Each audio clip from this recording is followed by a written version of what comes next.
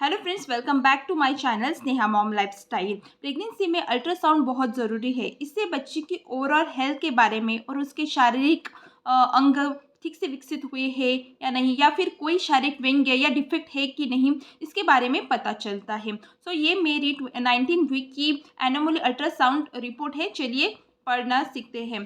तो जब भी आप अल्ट्रासाउंड रिपोर्ट पढ़ते हैं तो सबसे पहले आपको दिखाई देती है वो एलएमपी है, यानी लास्ट मिनिस्ट्रियल पीरियड डेट होती है। फिर जेस्टरनल एज आपको पता चलता है कि बेबी कितने वीक का है। ठीक है, उसके बाद आपकी एस्टिमेट ड्यू डेट ईडीटी, यानी आपकी डिलीवरी डेट क्या है अल्ट्रासाउंड के हिसाब से, वो पता चलता है। फिर आपके यूटरस में कितने फीटस है, ठीक है, सिंगल है डबल है, ये भी पता चलता है। और पोजीशन भी पता चलती है। यहाँ पर सिफालिक पोजीशन है। इस पोजीशन में बेबी का जो सर होता है वो नीचे होता है, उसके पैर ऊपर होते हैं यूटरस में। उसके बाद आपके प्लासेंटा का पोजीशन क्या है उसके बारे में पता चलेगा। पोस्टीरियर है, एंटीरियर है, या फिर कौन सा पोजीशन है वो पता चलेगा। प्लासेंटा की मैच्योरिटी ग्रेड क्या है वो पता चलेगा। फिर इंटरनल ओएस होता है, वो क्लोज है या ओपन है वो पता चलेगा। Internal OS throughout the pregnancy close ही होता है। ठीक है, जब आपकी डिलीवरी पास में आती है तो वो ओपन हो जाता है। फिर उसके बाद आपका जो सर्विकल लेंथ है, ठीक है, वो पता चलता है। यहाँ पर 4 mm है, मतलब वो नॉर्मल होता है। उसके बाद आपको AFI यानी एमनियोटिक फ्लूइड इंडेक्स के बारे में पता चलेगा।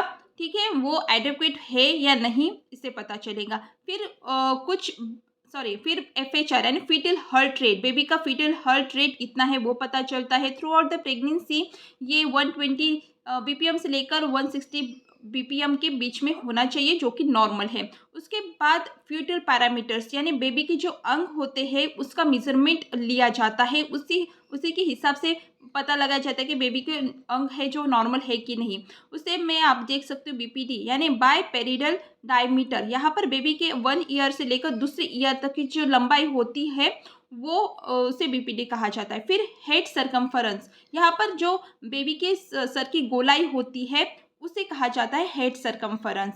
उसके बाद आप देख सकते हो ABD सरकमफरेंस, यानी बेबी का जो पेट की गोलाई होती है उसको ABD कहा जाता है। फिर फ्यूमरल लेंथ, ठीक है, ये बेबी की जांघ की हड्डी की लंबाई होती है। उसके बाद टिबियल लेंथ, ये बेबी की जो घुटने से लेकर टखने तक, मतलब एंकल तक जो हड्डी होती है सबसे लंबी, उसका लेंथ होता है।